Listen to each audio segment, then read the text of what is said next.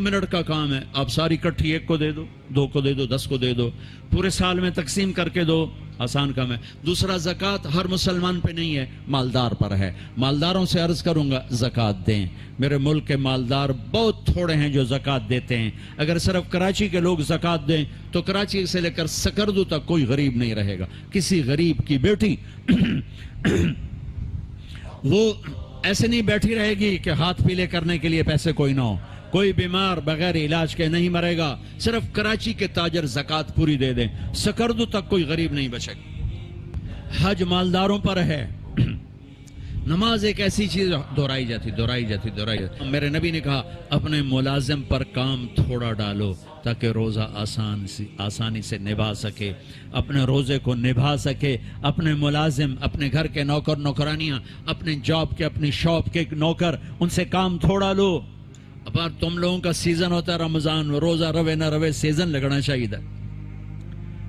تمہیں اپنے سیزن کی فکر پڑ جاتی ہے، اور لوگ رمضان میں جنت بناتے تھے، آج کا تاجر رمضان میں پیسے بنائے۔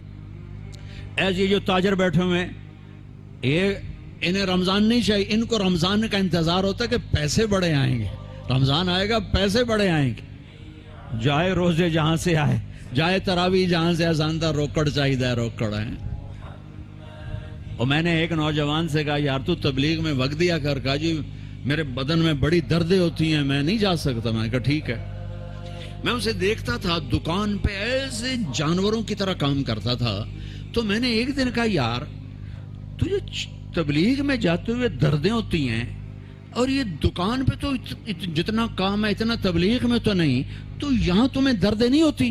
کہا جی یہاں بھی ہوتی ہیں، لیکن شام کو جب نوٹ گنتا ہوں نا سارا درد چلا جاندہ ہے۔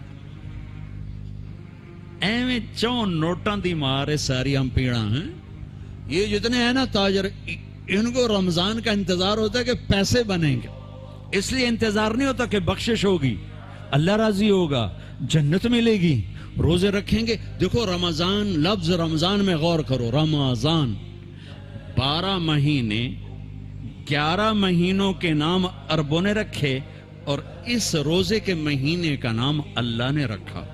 محرم، صفر، ربیع الاول، ربیع الثانی، جمادی الاولی، جمادی الثانی، رجب، شعبان، رمضان، شوال، ذوالقعدہ، ذوالحج۔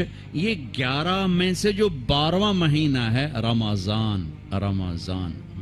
اس کا قرآن میں ذکر آیا، شہر رمضان الذی انزل فیہ القرآن۔ اور اللہ نے قرآن کی تلاوت کی تھی جب زمین آسمان بھی نہیں بنے، تو عرب کتھوں آ گئے، ٹھیک ہے؟ تو اللہ نے اس مہینے کا نام رمضان رکھا۔ رمضان کس لیے رکھا؟ رمضان کا مطلب بڑا عجیب و غریب ہے۔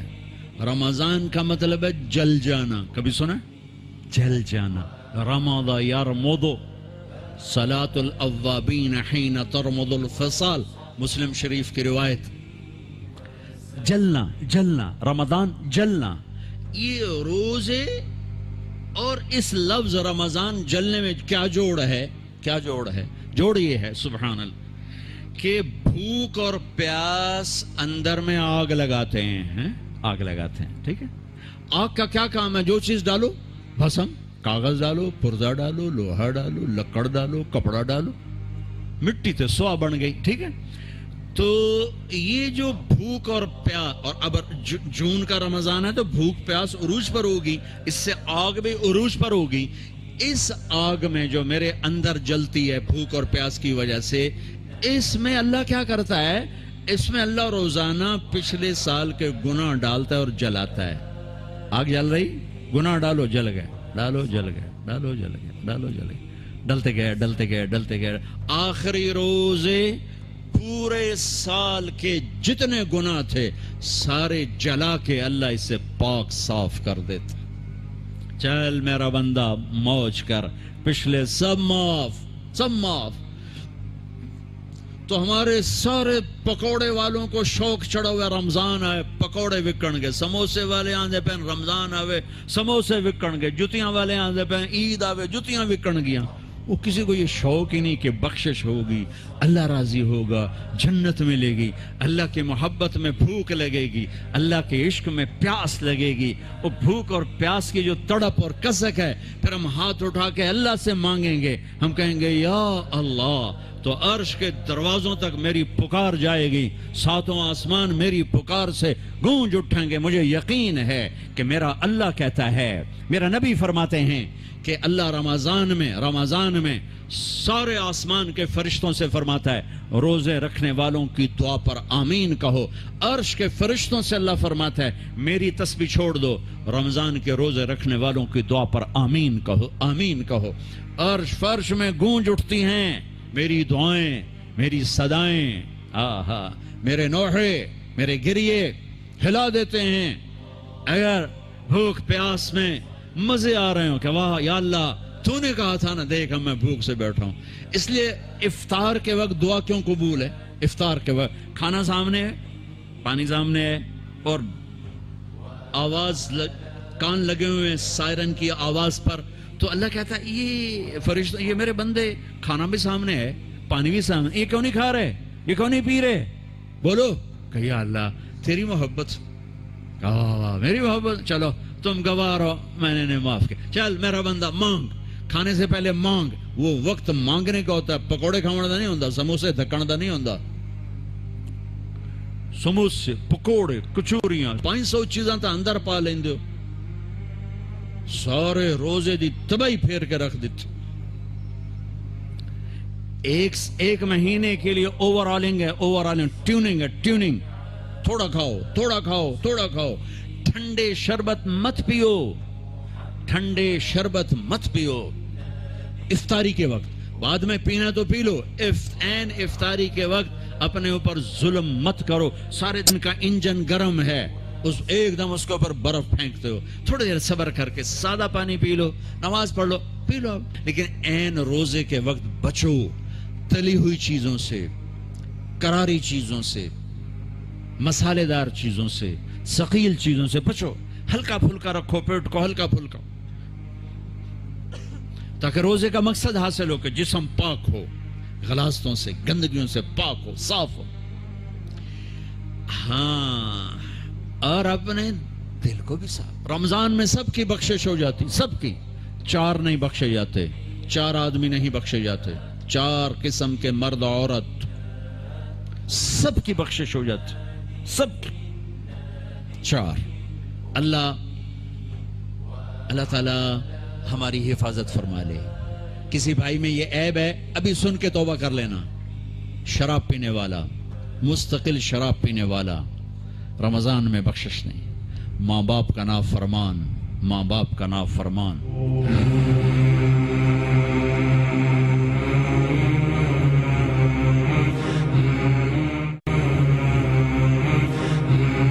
ماں باپ کے نافرمان کے لیے تو میرے نبی نے کہا کہ اللہ ہر گناہ کی سزا موت کے بعد دے گا.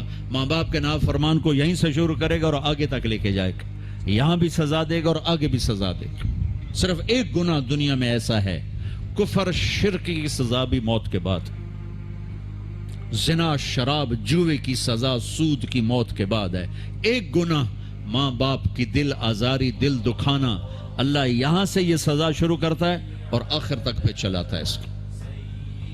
میرے نبی سے پوچھا گیا یا رسول اللہ قیامت کب آئے گی؟ آپ نے کہا اللہ کو پتہ ہے. کہ کوئی نشانی بتائیں؟ کہ جب ماؤں کو ذلیل کیا جائے گا قیامت آ جائے گی. ماں باپ کا نافرمان. تیسرا کون ہے؟ رشتہ داروں سے لڑنے والا. کبھی بھائی سے لڑا، کبھی بہن سے لڑا، کبھی خالہ سے، کبھی چاچے سے، کبھی مامے سے، کبھی تائے سے، کبھی پھوپھی سے.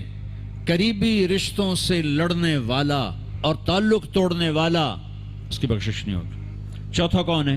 کینہ رکھنے والا. کینہ، شہن. ایک ہوتا ہے بغض، ایک ہوتا ہے کینہ. شہن، بغض، شہن. بغض کیا ہے؟ بغض کیا ہے؟ کہ مجھے انصر بھائی سے نفرت ہے، یہ بغض. اور کینہ کیا ہے؟ کہ میں ان کو نقصان پہنچانا چاہتا ہوں، نفرت کے ساتھ ان کے ٹانگیں کھینچنا چاہتا ہوں، اس کو کینہ کہتے ہیں. تو یہ 4 برائیاں معاف نہیں ہیں. ہاں کوئی توبہ کرے تو سب معاف ہو گیا، سب معاف ہو گیا، سب معاف ہو گیا. تو اللہ نے ہمیں رمضان کا مہینہ دیا ہے جہنم کے دروازے بند ہو جائیں گے، جنت کے دروازے کھل جائیں گے، فرض 70 فرض کے برابر ہو جائے گا، نفل فرضوں کے برابر ہو جائے گا، تراویح کے ہر سجدے پر 1500 نیکی لکھی جائے گی، ہر سجدے پر 1500 نیکی لکھی جائے گی، 20 رکعت 40 سجدے 60,000 روزانہ۔ یہ بہت بڑا کلب مجھے نظر آیا۔ یہ یہاں باہر ایک چھوٹا سا پرچہ لگا دیں کہ جو یہاں آ کے تراویح پڑھے گا ہر سجدے پر اس کو 150 روپیہ دے، 150 چھوٹو 15 روپے دیے جائیں گے، ہر سجدے پہ 15 روپے دیا۔ ایتھے ویکھا جی لڑائیاں کیویں ہوندیاں، اے سارے پوترے دادیاں نو چاہتے لے آون گے، دو ترے نانیاں نو چاہتے، نانی ٹر اج تراویح تینوں پڑھاون، دادے نانے نو پوچھدا کوئی نہیں، انہاں دی عید ہو جاونی، تسی تے اعلان کر کے لکھ دیو بے جڑا ایتھے آوے گا انہوں اسی فی سجدہ 15 روپے دیواں گے۔ ایتھے پھر سوٹے ویکھے جے کیویں چل دے۔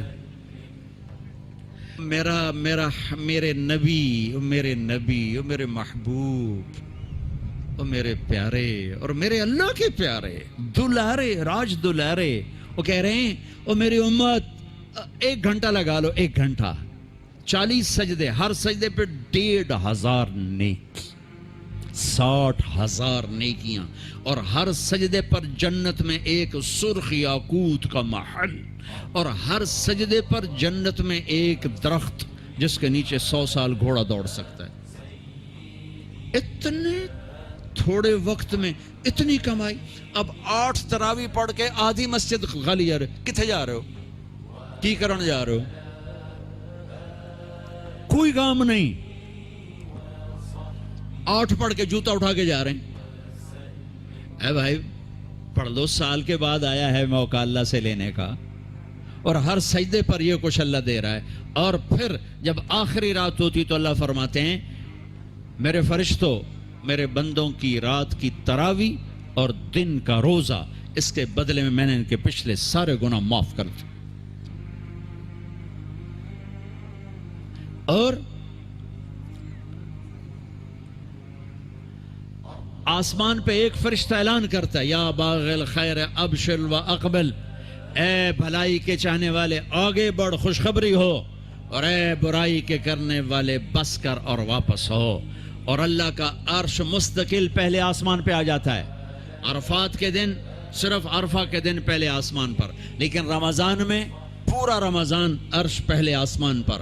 اور میرے اللہ کا اعلان ہے، کوئی بخشش چاہنے والا ہے، کوئی توبہ کرنے والا ہے، کوئی رزق لینے والا ہے، کوئی سوال کرنے والا ہے، کوئی دنیا اور آخرت کی حاجت لینے والا ہے، کوئی مانگنے والا۔ ہر وقت اللہ کی طرف سے اعلان ہوتا ہے اس مہینے کو کمائی بناؤ، دنیا کماؤ، حلال کمانا کو میں تو ویسے مذاقن کہہ رہا ہوں، ہر ایک دنیا کمانا کوئی منع تھوڑا ہی، حلال کمانا کوئی منع تھوڑا ہی ہے، لیکن ایسی کمائی میں نہ لگو کہ روزے پہ زد پڑے، تراویح پہ زد پڑے، تلاوت پہ زد پڑے۔ میرے نبی پاک صلی اللہ تعالی علیہ وسلم رمضان میں قرآن کی تلاوت بڑھا دیتے تھے۔ قرآن رمضان کا سب سے بڑا وظیفہ، جی کوئی وظیفہ دسو، کوئی وظیفہ دسو، لوگ پوچھتے ہیں جی رمضان کا کوئی خاص وظیفہ بتا رہا ہوں۔ رمضان کا خاص وظیفہ قرآن کی تلاوت، رمضان کا خاص وظیفہ قرآن کی تلاوت، قرآن کی تلاوت، قرآن کی تلاوت، جتنا پڑھ سکتے ہو پڑھتے جاؤ، پڑھتے جاؤ، پڑھتے جاؤ، پڑھتے جاؤ۔ میرا ایک ساتھی ہے مولوی ثناء اللہ، وہ ایک دن میں پورا قرآن ختم کرتا ہے، ایک دن میں پورا قرآن، ایک دن میں پورا قرآن، پورے رمضان میں 30 قرآن ختم کر دیتا۔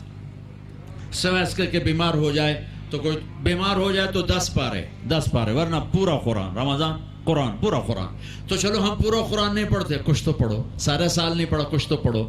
رمضان کا وظیفہ قرآن کی تلاوت، رمضان کی تسبیح قرآن کی تلاوت، رمضان کی خدمت، روزے افطار کرواؤ، سحری کھلاؤ، افطاری کراؤ، غریبوں کو مدد کرو، زکوٰۃ دو، اپنے مزدوروں سے کام تھوڑا لو، گھر کے نوکروں سے کام تھوڑا لو۔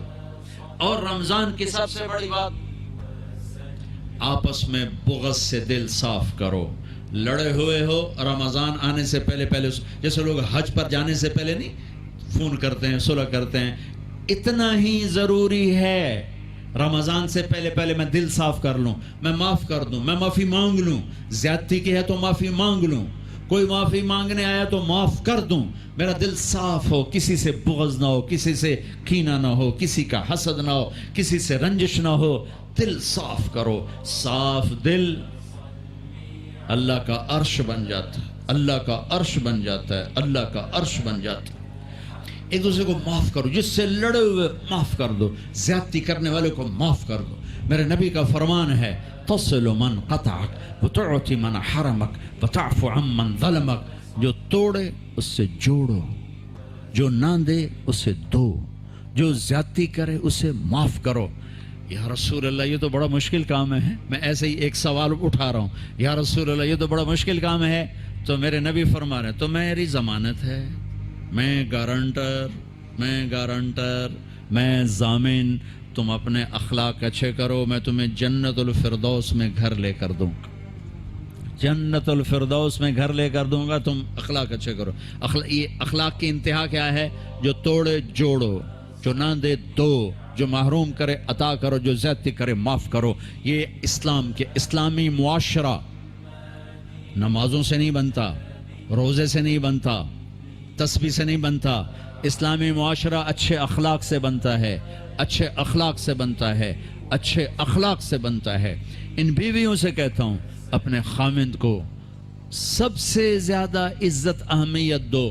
شادی کے بعد ماں باپ کا حق پیچھے، بہن بھائیوں کا حق پیچھے، حتیٰ کہ اولاد کا حق بھی پیچھے ہے، اور خامند کا حق پہلے ہے۔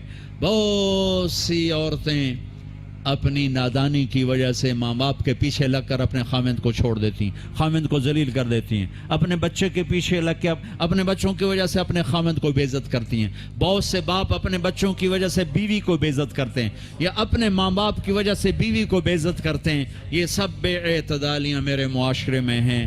اللہ کا واسطہ دیتا ہوں، ایک دوسرے کو عزت دو، رشتوں کو عزت دو۔ ہر ایک کا اپنا مقام ہے، ہر ایک کو اپنے مقام پر رکھو۔ ماں باپ کی وجہ سے بیوی کو بے عزت نہ کرو، بیوی کی وجہ سے ماں باپ کو بے عزت نہ کرو، بیوی اپنے ماں باپ کی وجہ سے خامند کو بے عزت نہ کرے۔ یہ وہ رشتہ ہے جس میں اولاد بھی نہیں داخل ہو سکتی، اولاد کو بھی پیچھے کیا گیا ہے خامند اور بیوی کے رشتے میں۔ اور یہ وہ رشتہ ہے جس سے میرے اللہ نے اپنی نشانیوں میں سے ایک نشانی بتایا ہے، ایک نشانی، من آیاتہ ان خلقکم من تراب۔ میں ٹپس پڑھتا ہوں آیات کے، ساری آیت نے، میری بہت بڑی نشانی تو میں مٹی سے بنایا۔ واقعی نشانی ہے نا بھائی؟ ارے بولو، من آیاتہ خلق السماوات والارض۔ میں نے ایک آیت چھوڑ دی، بعد میں پڑھوں گا۔ میری بہت بڑی نشانی زمین آسمان کا بننا، واقعی بہت بڑی نشانی۔ من آیاتہ منامکم باللیل والنہار، میری بہت بڑی نشانی تمہارا سو جانا اٹھنا، واقعی بہت بڑی نشانی۔ من آیات البرق خوفا وطمعا، میری بہت بڑی نشانی بادل، بجلی، گرج، بارش، واقعی۔ من آیاتہ ان تقوم السماء والارض بامرہ، میری بہت بڑی نشانی زمین آسمان کھڑے ہوئے ہیں۔ من آیات ان یرسل الریاح مبشرات، میری بہت بڑی نشانی کہ گرم ہوائیں ایک دم ٹھنڈی ہو کر بادل لے کر آتی ہیں۔ اب میں وہ آیت پڑھتا ہوں جو میں نے چھوڑ دی تھی، اور جو شاید آپ نے اس اینگل سے کبھی سوچا نہ ہو کہ اللہ کس چیز کو اپنی نشانی کہہ رہا ہے، اور کتنی بڑی بڑی نشانیوں میں اس کو لا رہا ہے۔ میری بہت بڑی نشانی مٹی سے بنایا، میری بہت بڑی نشانی زمین آسمان بنایا، میری بہت بڑی نشانی جاگنے سونے کا سلسلہ بنایا، میری بہت بڑی نشانی بارش، بجلی، گرج، چمک، میری بہت بڑی نشانی زمین آسمان کا تھمے رہنا، میری بہت بڑی نشانی ہواؤں کا بادل لانا۔ اب سنو، من آیاتہ ان خلق لکم من انفسکم ازواجا لتسکنوا الیہا وجعل بینکم مودۃ ورحمہ ان فی ذلک لآیات لقوم یتفکرون۔ اللہ اکبر۔ صرف یہاں یتفکرون کا لفظ اللہ لے کر آئیں کہ غور کرو گے تو پتہ چلے گا نشانی کیا۔ میرا اللہ کہہ رہا ہے کہ میری بہت بڑی نشانی ہے کہ میں نے خامند اور بیوی کا رشتہ بنایا۔ کبھی یہ اس طرف دھیان گیا ہے کہ یہ جو ہم خامند بیوی بیٹھے ہیں یہ اللہ کی بہت بڑی نشانی، کبھی خیال ہے؟ اللہ اکبر۔ اللہ نے ماں باپ کا رشتہ بنایا، اسے نشانی نہیں کہا۔ اللہ تعالیٰ نے اولاد کا رشتہ بنایا، اسے نشانی نہیں کہا۔ اللہ نے دادے پوتے بھی جتلائے، اسے نشانی نہیں کہا۔ اللہ نے پھوپھی خالہ بھی بتائیں، دادیاں نانیاں بھی بتائیں، اسے اللہ تعالیٰ نے نشانی نہیں فرمایا. نشانی کسے فرمایا؟ خامند اور بیوی، یہ میں نے رشتہ بنایا، یہ میری کتنی بڑی نشانی ہے. اس ایک رشتے کو باقی رکھنے کے لیے سینکڑوں آیات ہیں، سینکڑوں آیات. اور طلاق سے نفرت کا اظہار. میرے نبی نے کہا علی طلاق سے بچنا. جب طلاق دی جاتی اللہ کا عرش کانپ اٹھتا ہے. ناجائز طلاق، بے جا، ضرورت کی وجہ سے طلاق لی بھی جا سکتی ہے، دی بھی جا سکتی. یہ میں ایک اضافہ کروں گا. بہت سی بچیاں نہیں گزارا ہو رہا، خامند بدتمیز ہے یا سسرال ظالم ہے، وہ کہتی ماں سے میرا گزارا نہیں ہو رہا، میری جان چھڑا دو. نہیں بیٹی، گزارا کرنا ہوگا، صبر کرنا ہوگا، گزارا کرنا ہوگا، یہیں رہنا ہوگا. یہ ماں باپ کا ظلم ہے، یہ ماں باپ کا اپنی اولاد پر ظلم ہے.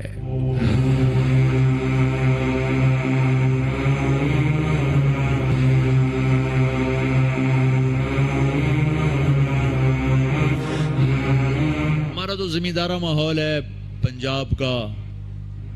میں نے اپنے خاندان کی بتاتا ہوں، بچیوں پہ ظلم ہوتے دیکھے، پھر ان کی فریادیں بھی سنی، پھر ان کے ماں باپ کا ظلم دیکھا.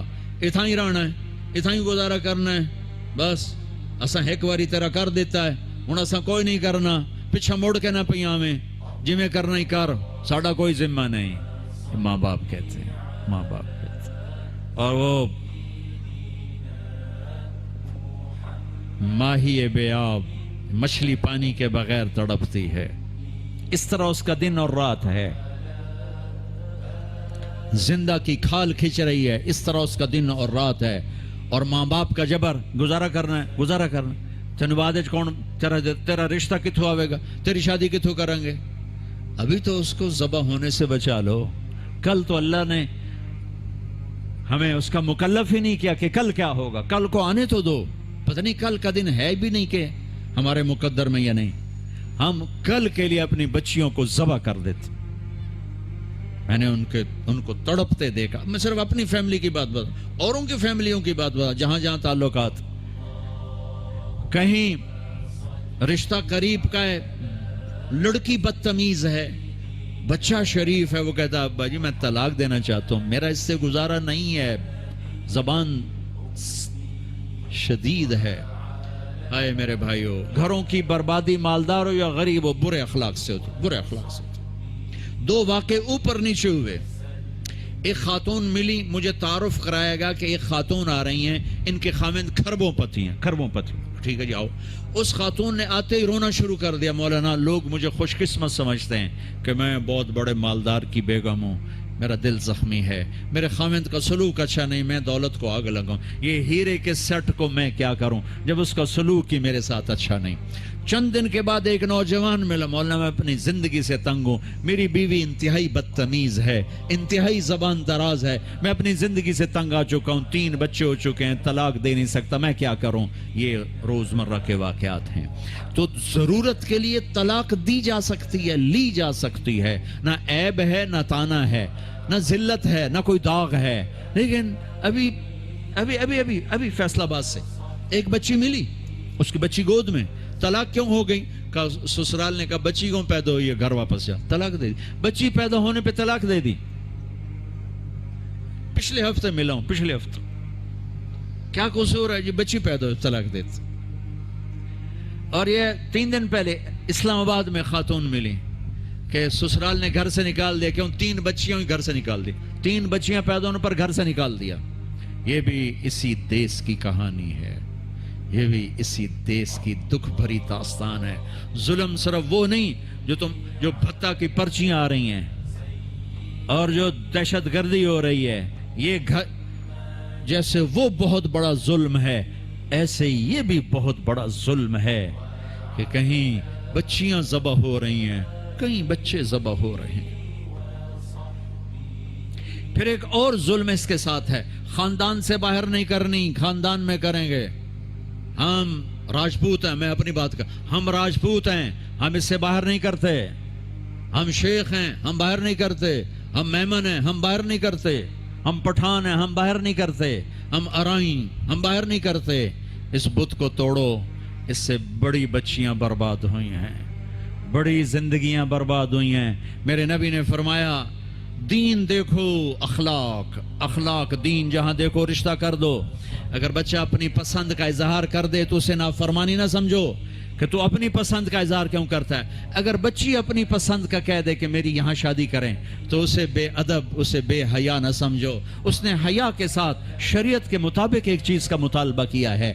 اللہ کا واسطہ دیتا ہوں ماں باپ کو، اپنے بچے بچیوں کی شادی میں ان کی رائے لو، ان کی رائے لو، ان کی رائے لو۔ ایک خاتون نے مجھے بتایا کہ میرا رشتہ آیا اور میرے ماں باپ دوسرے کمرے میں بیٹھ کے مشورے کر رہے کہ کرنا ہے کہ نہیں کرنا، مجھے بتا ہی نہیں رہے کہ تیرا رشتہ آیا ہے۔ اور بچیوں سے پوچھنا عیب سمجھ، مجھے تمہارے کراچی کے نہیں پتا، میرے پنجاب کی تہذیب یہی ہے، بچیوں سے پوچھنا عیب، بس کر دیتا تیرا، ایتھے ہی کرنا ہے، ایتھے ہی کرنا ہے، اور کوئی گل دوئی ہے ہی کوئی نہیں۔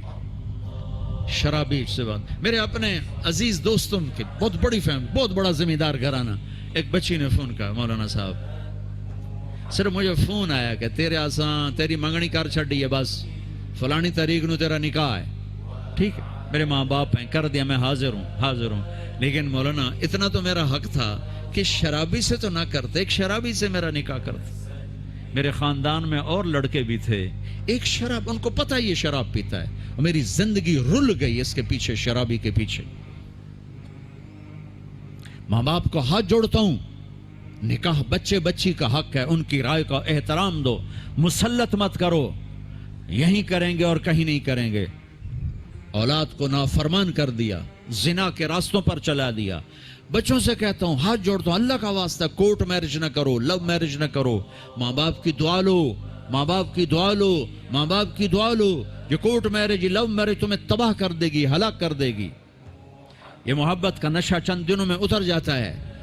عاشق معشوق اور ہوتے ہیں، خامند بیوی اور ہوتے ہیں، حقائق اور ہوتے ہیں، تصور تخیل اور ہوتے ہیں۔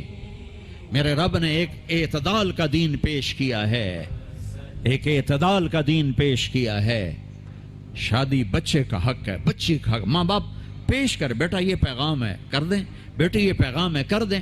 بیٹا پسند کا اظہار کرے، اسے نافرمان نہ سمجھو، بیٹی اپنی پسند کا اظہار کر دے، اسے نافرمان نہ سمجھو۔ صحابہ کی سیرت اٹھا کے پڑھو، صحابیات کی سیرت اٹھا کے پڑھو۔ ایک خاتون، یا رسول اللہ میں آپ سے شادی کرنا چاہتی ہوں، یا رسول اللہ میں آپ سے شادی کرنا چاہتی ہوں، تو صحابیہ کروڑوں رابعہ بصری قربان کی جائیں صحابیہ پر۔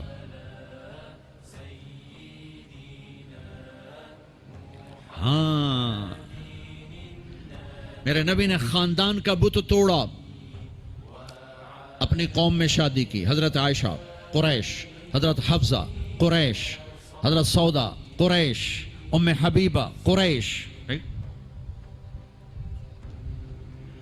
ام حبیبہ دشمن خاندان سے، بنو امیہ، ابو سفیان کی بیٹی، ابو سفیان دشمن، اس کے گھر شادی کی، اس بت کو توڑا ہے۔ پھر قریش سے باہر نکلے عرب، میمونہ رضی اللہ تعالیٰ، ہلالیہ، جویریہ رضی اللہ تعالیٰ، بنو مستلق، زینب بنت جہش قریش، زینب بنت خزیمہ قریش، ام سلمہ قریش، باہر نکلے۔ زینب میمونہ ہلالیہ قریش سے باہر، جویریہ بنو مستلق قریش سے باہر۔ پھر ایک قدم آگے عربوں کے باہر شادی کی، یہودیوں میں، حضرت صفیہ، یہود، بنو قریظہ۔ آپ جانتے تھے کہ میری امت یہ بت کھڑے کرے گی، یہ بت کھڑے کرے گی، بچیاں بوڑھی ہو جائیں گی، کہیں گی بس راجپوت ملے گا تو کریں گے، نہیں تو نہیں، میمن ملے گا تو کریں گے، نہیں تو نہیں، شیخ ملے گا تو کریں گے، نہیں تو نہیں۔ یہ پتہ نہیں کتھوں آ گئے جٹ بٹ نٹ، کتھوں کٹھے ہو گئے۔ قومیں تو پہچان کے لیے ہیں، نہ کہ ان دیواروں کو کھڑا کرنے کے لیے۔ پھر اپنی بچیوں کو سنو، میرے نبی نے حضرت زینب کا رشتہ کیا، ابو العاص، بنو امیہ، دشمن خاندان، حضرت رقیہ، حضرت عثمان، بنو امیہ، حضرت ام کلثوم، حضرت عثمان، بنو امیہ، مخالف دھڑے میں حضرت عثمان اپنا دھڑا چھوڑ کے آ گئے، لیکن پیچھے نسبت تو بنو امیہ ہے. ایک بچی فاطمہ اپنے گھر میں دی علی کو، اور وہ بھی کیسے دی؟ ایک حدیث سناؤ، میرے نبی نے فرمایا ما تزوجت وما زوجت الا بوحی من السماء نزل به جبریل. میں نے جہاں شادی کی، میں نے جہاں بیٹی دی، پہلے آسمان سے جبریل آیا، حکم سنایا، پھر میں نے قدم اٹھایا. ٹھیک ہو گیا؟ ٹھیک ہے. اب حضرت علی رشتہ لے کر آئے، رشتے کا پیغام لے کر آئے، اور آ کر چپ کر کے بیٹھ گئے. آپ نے فرمایا، آپ کو تو پتا تھا علی کیوں آئے بیٹھے. آپ نے کہا علی کیسے آئے؟ چپ، شرم کی وجہ سے. 21 سال عمر تھی حضرت فاطمہ کی، 15.5 سال. پھر آپ نے خود کہا علی فاطمہ کے رشتے کے لیے آئے ہو؟ جی. تو آپ نے کہا انشاءاللہ انشاءاللہ، اور یہ کہہ کر اٹھ گئے. تو حضرت علی بڑے پریشان سے اٹھے اور باہر آ گئے. باہر صحابہ انتظار کر رہے تھے کہ کیا بنتا ہے. صحابہ نے پوچھا کیا ہوا؟ کا انکار. کہیں انکار؟ وہ کیسے؟ کہ کچھ بھی نہیں بولے. تو عبد الرحمن بن عوف کہنے لگے کچھ تو بولے ہوں گے. کہا انشاءاللہ کہا تھا. کہا تو ہو گیا. کہا وہ کیسے؟ کہا نبی کا انشاءاللہ ہاں ہوتا ہے. اچھا اب یہ انشاءاللہ کیوں کہا؟ یہ کیوں نہیں کہا کہ ہاں ہو گیا؟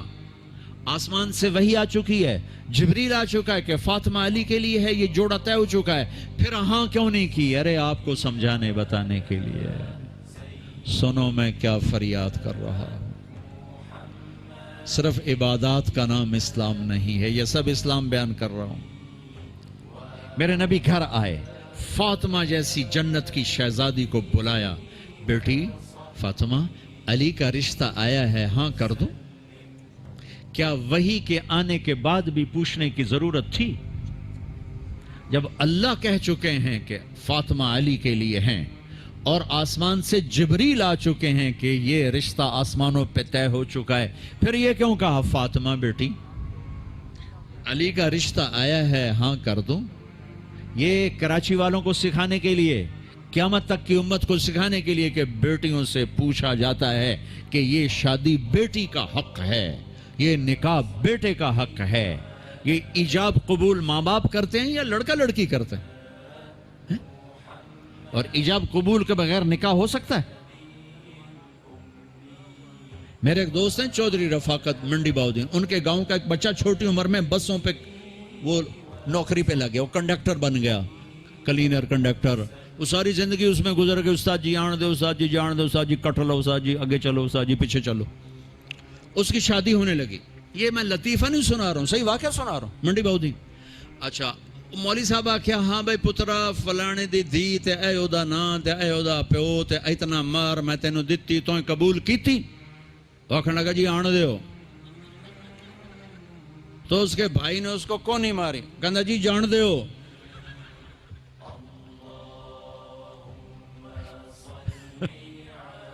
وہ سمجھا چاہتے بھی آن دیو تو جان دیو، کٹ لو تو کر لو. ایجاب قبول کتنے ضروری لفظ ہیں کہ جب تک لڑکی لڑکا یہ نہیں کہیں گے نکاح نہیں ہوگا. یہ ماں باپ کا حق ہے، یہ بچوں کا حق ہے. تو آج ماں باپ کیوں ظلم کرتے ہیں کہ زبردستی اپنی مرضی کی شادی مسلط کرتے ہیں؟ اللہ کرے ہماری اولاد ہماری مرضی پہ شادی کرے. بچوں سے کہتا ہوں ماں باپ کی مرضی کی شادی کرو، ماں باپ کی مرضی کی شادی کرو، ماں باپ کی مرضی کی شادی کرو. میں تمہیں بغاوت کی راہیں نہیں دکھا رہا، لیکن جو ماں باپ جبر کر رہے ہیں میں اس کے سامنے ہاتھ جوڑ رہا ہوں، اس کے سامنے ہاتھ جوڑ رہا ہوں کہ واقعات سن سن کے دیکھ دیکھ کے میرا کلیجہ پکا ہوا ہے. میں اس لیے بول رہا ہوں یہ وہ مضامین ہیں جو نئی ممبر سے بیان کیے جاتے. میں بول رہا ہوں کہ یہ میرے معاشرے کی دکھتی ہوئی رگیں ہیں. جہاں نیکی دیکھو وہاں رشتہ دے دو، چاہے خاندان. ہاں خاندان میں کو ترجیح دو، خاندان کو ترجیح دو، کوئی شک نہیں، کوئی شک نہیں. لیکن اگر خاندان میں جوڑ نہیں باہر تلاش کرو. ہمارے جی ہم بچی والے، ہم کیسے جائیں؟ بچی والے نہیں جا سکتے. یہ تو ہندوستان کی ہندی ثقافت ہے. میری بیٹی جوان ہے، میرے ذمہ میں اپنی بیٹی کا رشتہ تلاش کروں. میں جا کر کہوں بھئی میری بچی جوان ہے، اگر آپ کو مناسب لگے تو آپ ہمارا پیغام قبول کر لیں. لیکن ہم اپنی بچیوں کو بوڑھا کر دیتے ہیں. کوئی رشتہ آئے تو کریں، کوئی رشتہ آئے تو کریں. پھر ایک یہ رشتے کرانے والیوں کا چکر ہے، اس نے کتنے گھر تباہ کر دیے ہیں. تو ماں باپ سے کہتا ہوں رائے لو، اولاد سے کہتا ہوں ماں باپ کے خلاف نہ جاؤ، نہ جاؤ، نہ جاؤ، نہ جاؤ، برکت کیا، دین سارا ہاتھ سے نکل جائے گا.